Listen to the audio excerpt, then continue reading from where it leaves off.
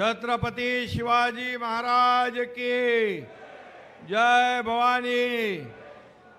आजच्या या शेतकरी मेळाव्याला आणि साखर पूजनाला उपस्थित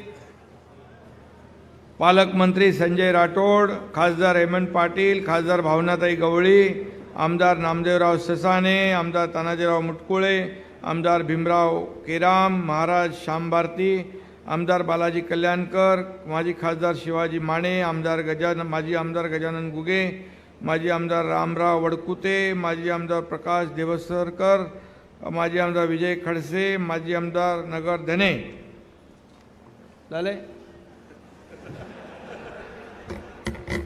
व्यासपीठावरील सर्व सन्मान्य मान्यवर आणि समोर उपस्थित शेतकरी बांधव भगिनी आणि पत्रकार मित्रांनो, सगळ्यात आधी मी कळंबच्या चिंतामणी गणेशाच्या चरणी कोटी कोटी प्रणाम करतो, वंदन करतो। विदर्भ मराठवाड्याचा हा परिसर हा शेतकऱ्यांच्या कष्टकऱ्यांच्या घामातून कष्टातून मोठा झालेला आहे, उभा राहिलेला आहे। आणि म्हणून आपल्या सगळ्या शेतकऱ्यांना देखील मी मनापासून नमस्कार करतो। आपल्याला देखील शेतकरी हा आपला मायबाप आहे, शेतकरी हा अन्नदाता आहे आणि म्हणून नेहमी सरकार शेतकऱ्यांच्या बाजूचा, शेतकऱ्यांच्या पाठीशी उभं राहणारं आपलं सरकार आहे।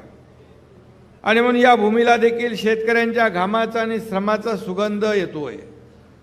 आज पाहिलं कारखान्यातून येथील वातावरणामध्ये निसर्ग शेती आणि मातीचं चैतन्य आहे, त्याचबरोबर या परिसराला साधू संत महंतांची देखील परंपरा लाभलेली आहे। गेल्या महिन्यात आणि म्हणूनच हा भाग जो आहे अतिशय चांगल्या महनीय साधू संतांच्या पदस्पर्शाने पावन झालेला आहे आणि म्हणून इथली लोकही चांगली आहेत आणि जे करतात मनापासून करतात।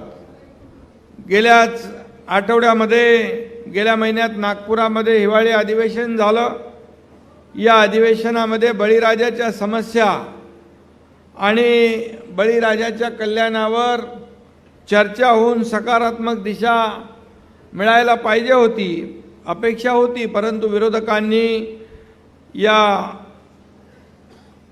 जिथं शेतकऱ्यांचे प्रश्न उचलून धरायला पाहिजे, सरकारशी चर्चा करायला पाहिजे, पण दुर्दैवाने तसं झालं नाही। तरी किती विरोधकांनी प्रयत्न केला तरीसुद्धा या ठिकाणी आम्ही त्यांच्या आरोपाने उत्तर देत नाही, तर कामाने उत्तर देतो। काम करून या ठिकाणी या राज्यातल्या शेतकऱ्यांना दिलासा देण्याचं काम या ठिकाणी होत आहे। आणि म्हणून आपला देश हा भारत देश कृषीप्रधान देश आहे। आपल्या शेतकऱ्यांना फार अनन्यसाधारण महत्त्व आहे आणि म्हणून आपली अर्थव्यवस्था शेतीशी निगडीत आहे। त्यामुळेच मातीतून सोनं पिकवणाऱ्या शेतकऱ्यांच्या घरात समाधान फुललं पाहिजे, शेतकऱ्यांच्या जीवनावर आलेलं संकट दूर झालं पाहिजे, शेतकऱ्यांचं अरिष्ट दूर झालं पाहिजे, अशा प्रकारची प्रार्थना नेहमी जिथं जिथं मी जातो देवाकडे साकडं घालत असतो। आणि म्हणून या अधिवेशनामध्ये आम्ही शेतकऱ्यांना जे काही अवकाळी, गारपीट, अतिवृष्टी यामुळे जी संकटं येत आहेत त्यावेळेस मग नियम आडवे येतात, पण ते नियम आम्ही बाजूला ठेवून NDRF, SDRFचे नियम डावलून या ठिकाणी शेतकऱ्यांना मदतीचा हात पुढे करतो। 2 हेक्टरची 3 हेक्टर आम्ही केली। सततचा पाऊस नुकसान भरपाईमध्ये धरला जात नव्हता, तो आम्ही त्या ठिकाणी सततच्या पावसामुळे होणारं नुकसान आपण नुकसान भरपाईमध्ये धरलं। अनेक ठिकाणी जे काय आता 40 गावं, तालुके जे दुष्काळग्रस्त दाखवलेत तिथे पुन्हा आपण सर्वे केला आणि राज्य सरकारच्या वतीने 1221 मंडळं जी आहेत ती देखील आपण त्याची यादी तयार केली। शेवटी आपल्याला शेतकऱ्यांच्या बाजूने उभं राहायचं आहे। मोदी साहेबांनी 6000 रुपयाची जी योजना सुरू केली नमो सन्मान शेतकरी योजना, त्याचबरोबर आपल्या राज्य सरकारने देखील त्याच्यामध्ये आणखी 6,000 रुपये टाकले आणि आता 12,000 रुपये शेतकऱ्यांना वर्षाला मिळणार, अशा प्रकारचा सरकारने निर्णय घेतला आहे. त्याचबरोबर पीक विमा योजना जी आहे, अगोदर शेतकरी पीक विमा भरायचे, आता आपण शेतकऱ्यांचा पीक विमा आपण भरतो. आणि मला आठवतं आहे की ज्या त्या ठिकाणी नुकसान झालं आहे तिकडे अग्रिम 25%, संजय बरोबर आहे ना, अग्रिम संजय राठोड, अग्रिम आपण 25% रक्कम देखील द्यायला सुरुवात केली. हे सरकार, हे राज्य पहिलं राज्य आहे शेतकऱ्यांच्या मागं उभं राहणं. त्याला जोडधंदा असेल, मागेल त्याला शेततळ असेल, ड्रीप इरिगेशन असेल, या सगळ्या गोष्टी, शेळी मेंढी वाटप असेल, दूध दुभतं गाय म्हशी वाटप असेल, या सगळ्यामध्ये आपण अनेक आमूलाग्र बदल घडवले. आणि शेतकऱ्यांना आजवरच्या इतिहासामध्ये गेल्या 1.5 वर्षात आपल्या सरकारने तब्बल 44,000 कोटीची विविध माध्यमातून मदत केली आहे. हे आपलं सरकार आहे, हे सर्वसामान्यांचं सरकार आहे. आणि म्हणून हे बळीराजाचं राज्य आहे. त्याच्या ऋणातून उतराई होण्यासाठी या ठिकाणी आपल्याला जेवढं करू तेवढं कमीच असणार आहे. आणि म्हणून 1.5-2 महिन्यापूर्वी राज्यात अवकाळी पाऊस आला, काही भागामध्ये दुष्काळ सदृश परिस्थिती निर्माण झाली, काही ठिकाणी अवकाळी पाऊस, काही ठिकाणी अतिवृष्टी, काही ठिकाणी गारपीट, काही ठिकाणी दुष्काळी परिस्थिती, अशा डबल संकटाला आपण सामोरे जातोय. परंतु आपण लक्षात ठेवा की हे सरकार तुमचं आहे. एक शेतकऱ्याचा मुलगा हा मुख्यमंत्री झालेला आहे, त्यामुळे शेतकऱ्याची अश्रू पुसण्यासाठी हा मुख्यमंत्री वेळ प्रसंगी बांधावर जातो, शेतावर जातो. अधिवेशन चालू असताना नागपूरमध्ये देखील ज्या ठिकाणी धानाचं नुकसान झालं तिकडेही गेला, फळबागाचं नुकसान झालं तिकडं आम्ही गेलो. शेवटी घरात बसून या सगळ्या गोष्टी समजत नाहीत. थेट आपल्याला गावात जावं लागतं, शिवारात जावं लागतं, शेतावर जावं लागतं, बांधावर जावं लागतं. तेव्हा आपल्याला जी काय रिअल स्टोरी, खरी हकीकत आपल्याला माहिती पडते. त्यामुळे तुमच्यातलाच एक कार्यकर्ता, तुमच्यातलाच एक शेतकऱ्याचा मुलगा आज या राज्याचा मुख्यमंत्री आहे. का त्यांनी काय आपण शेतकऱ्याच्या मुलानं मुख्यमंत्री होऊ नये का? फक्त सोन्याचा चमचा घेऊन आलेल्या लोकांनीच मुख्यमंत्री व्हावं, ज्याची राजकीय पार्श्वभूमी मोठी आहे त्यांनीच मुख्यमंत्री व्हावं, असं काय कायदा आहे? आज उद्या तुमच्यातलाच एक कोणी माणूस, सर्वसामान्य माणूस या राज्याचा मुख्यमंत्री होऊ शकतो, शेतकऱ्याचा मुलगा मुख्यमंत्री होऊ शकतो. अशा प्रकारचं या ठिकाणी आज सरकारचं आपण काम सुरू केलेलं आहे. आणि म्हणून आज खूप लोकांना पोटदुखी आहे की गेल्या 1.5 वर्षामध्ये जे आम्ही काम केलेलं आहे. खरोखर आपल्याला सांगतो, मी आणि देवेंद्र फडणवीसजी दोघंच पहिल्या वेळेस शपथ घेतली, मुख्यमंत्री आणि उपमुख्यमंत्रीपद. कॅबिनेटमध्ये आम्ही दोघंच होतो. त्या दिवसापासून या मराठवाड्यातल्या दुष्काळग्रस्त भागाला, विदर्भातल्या दुष्काळग्रस्त भागाला पाणी मिळालं पाहिजे, वाहून जाणारं पाणी अडवलं पाहिजे. मराठवाडा वॉटर ग्रीड सायडिंगला लावली होती, ती आम्ही मेन स्ट्रीममध्ये आणले आणि त्याला देखील आम्ही प्रधानमंत्री महोदयांना विनंती केली आहे की एवढ्या मोठ्या प्रकल्पाला आम्हाला तुमची मदत पाहिजे, आम्हाला तुमचे आशीर्वाद पाहिजे. आणि मी आपल्याला सांगतो, केंद्र सरकार आणि राज्य सरकार मिळून या राज्याचा विकास करत आहे. हे डबल इंजिनचं सरकार सुरू आहे. आणि म्हणूनच गेल्या 2.5 वर्षात मागच्या जे बंद झालेले प्रकल्प, बंद पडलेले प्रकल्प, जसं हा पण बंद पडलेला होता ना रे, 8 वर्षापासून बंद पडलेला प्रकल्प आपल्या हेमंत पाटीलने चालू केला. असे अनेक प्रकल्प राज्यात सुरू झाले, लोकांमध्ये चलती झाली, लोकांचे सणवार उत्सव सुरू झाले, सगळे निर्बंध काढून टाकले, मोकळा श्वास लोक घेऊ लागले. आणि म्हणून या राज्यामध्ये विकास सगळीकडे दिसू लागला. आणि म्हणूनच समृद्धी महामार्ग असेल, आपल्याकडे पण तो आणायचा आहे ना आपल्याला, नांदेड जालना नांदेड तुमच्याकडे पण आम्ही आणणार आहोत समृद्धी हायवेचा. आणि पार गडचिरोली भंडारा गोंदियापर्यंत न्यायचा आहे. हे सगळं कामं जी बंद होती ती चालू केली. आज एक शेवटचा टप्पा बाकी आहे त्याच्यामध्ये.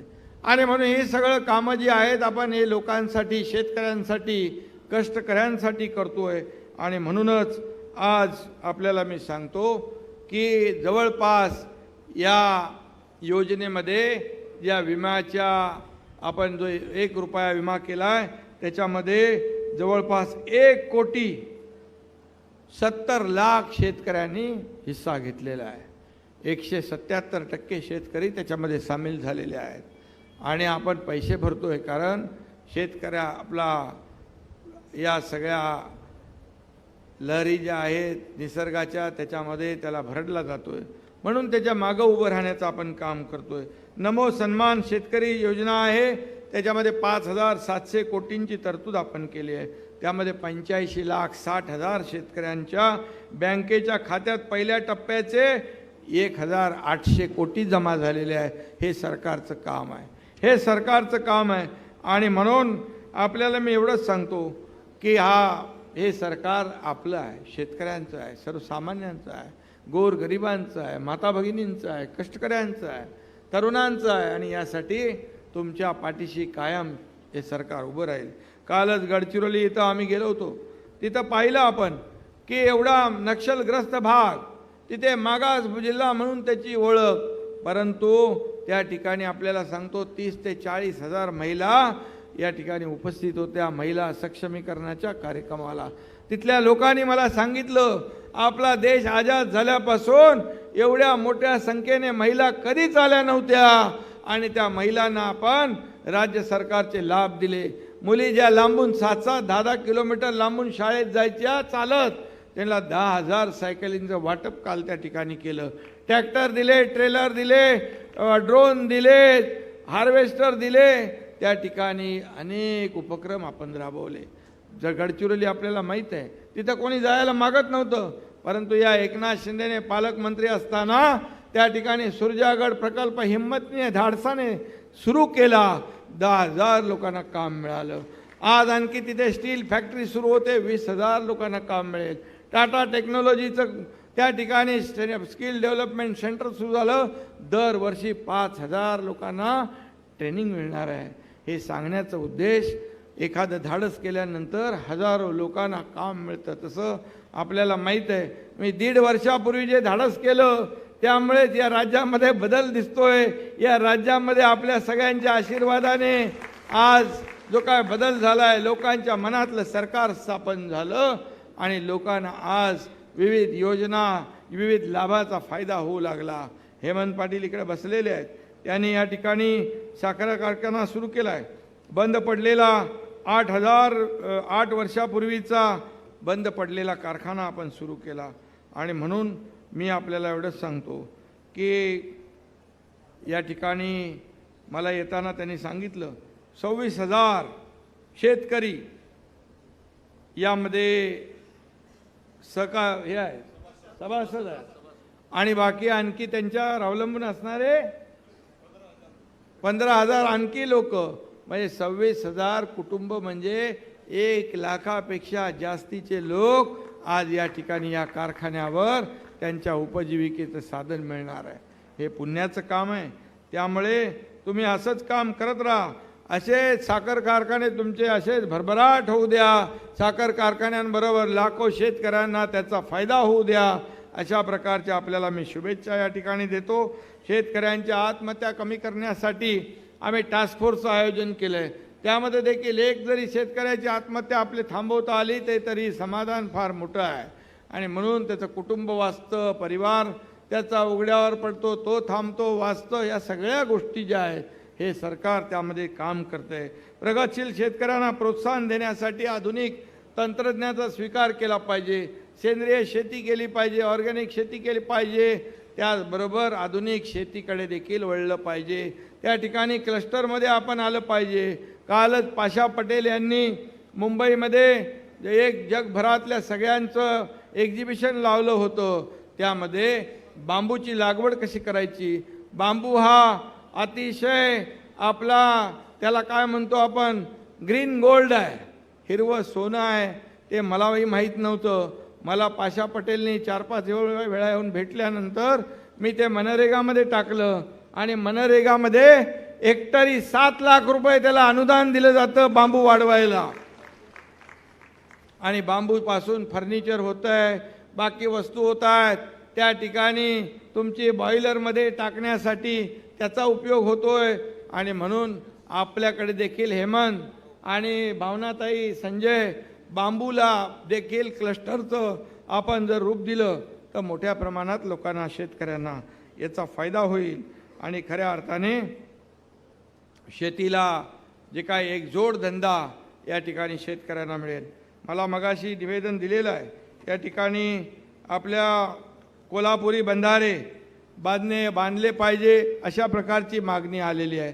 नक्की सरकार जे जे शेतकऱ्यांचं हिताचं आहे ते नक्की केल्याशिवाय राहणार नाही हा शब्द आपल्याला देतो. त्याचबरोबर जे कालवे आहेत ते काळ्या मातीतले आहेत, पाणी पूर्ण टेलेंडला जात नाही, तर आपल्याला ते सिमेंटच्या लाईनिंग केल्या पाहिजे. बरोबर आहे, तसं केलं तर फायदा होईल.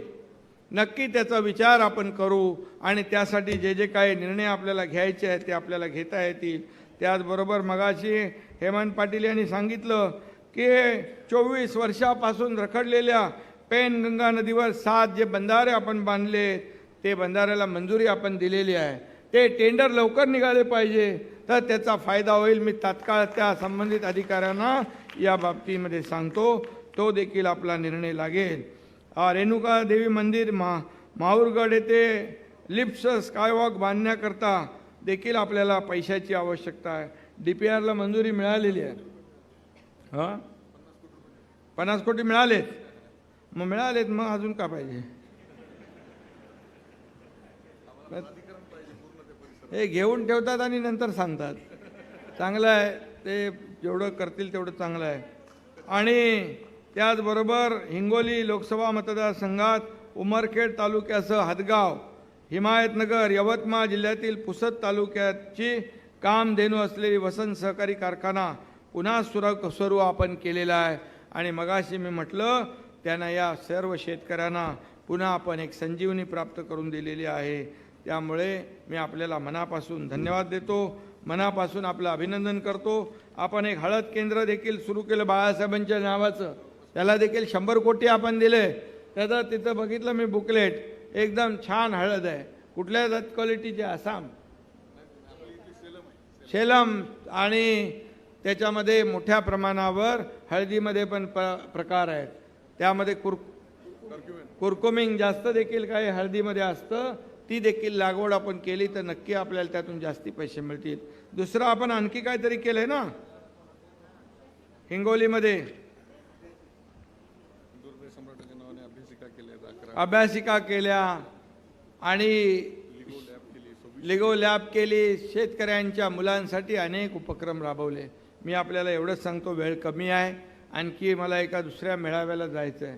परंतु आपण सर्व शेतकरी आहात, शेतकरी बांधव भगिनी, हे आमच्यासाठी शेतकऱ्यांसाठी एक महत्त्वाचा भाग आहे. आपल्याला मी एवढंच सांगतो की तुमच्यातलाच एक जमिनीवरचा एक कार्यकर्ता आज एक राज्याचा मुख्यमंत्री झालेला आहे. म्हणून मी मुख्यमंत्री झाल्यापासून पायाला भिंगरी लावून संपूर्ण महाराष्ट्रामध्ये दौरे करतो, मी त्या ठिकाणी फिरतो आणि आपण घेतलेला जो निर्णय, आम्ही जो घेतलेला निर्णय जो कसा योग्य होता हे असे अनेक चेहऱ्यांकडे पाहिल्यानंतर मला माहीत पडतं. कारण आपण जे जे काही निर्णय घेतोय ते सर्वसामान्यांच्या हितासाठी घेतोय, सर्वसामान्यांच्या जीवनामध्ये बदल झाला पाहिजे हीच भूमिका आमची आहे. आम्हाला बाकी काही करायचं नाही, आम्हाला बंगले गाड्या वगैरे याचा मोह माया काही नाही आहे. आणि म्हणून माझं कुटुंब, माझी जबाबदारी एवढ्यापुरतं आमचं मर्यादित नाही, तर हा सगळा परिवार आमचा परिवार आहे, अख्खा महाराष्ट्र आपला परिवार आहे, हे भावना मनामध्ये ठेवून आम्ही काम करतो. त्यामुळे बांधावर, शेतावर, शेतकरी जिकडे अडचणीत आहे तिथं मुख्यमंत्री, आमचे दोन्ही उपमुख्यमंत्री, सगळे मंत्री पोहोचले पाहिजे अशा प्रकारचा प्रयत्न आमचा असतो. आणि म्हणून मी आपल्याला सांगतो, मुख्यमंत्री म्हणून संधी मिळाल्यानंतर एकही दिवस आज संधीचं सोनं केल्याशिवाय राहणार नाही. माझ्या आयुष्यातला, माझ्या जीवनातला प्रत्येक क्षण या महाराष्ट्रातल्या सर्वसामान्य लोकांसाठी खर्ची केल्याशिवाय राहणार नाही अशा प्रकारचा शब्द आपल्याला देतो. आणि पुन्हा एकदा मी हेमंत पाटील यांचं मनापासून अभिनंदन करतो. चांगला उद्योग आपण जो आहे, आपला शेतकरी बांधव एका उद्योगात गेला पाहिजे, उद्योगपती झाला पाहिजे, त्याचे आणखी 4 कारखाने सुरू झाले पाहिजे, त्याच्यात लाखो शेतकऱ्यांना काम मिळालं पाहिजे, रोजीरोटी चालू झाली पाहिजे, ही भावना मनामध्ये ठेवून हेमंत पाटील आपण काम करा. हा एकनाथ शिंदे तुमच्या पाठीशी खंबीरपणे उभा आहे, ही खात्री आपल्याला देतो. धन्यवाद. जय हिंद, जय महाराष्ट्र.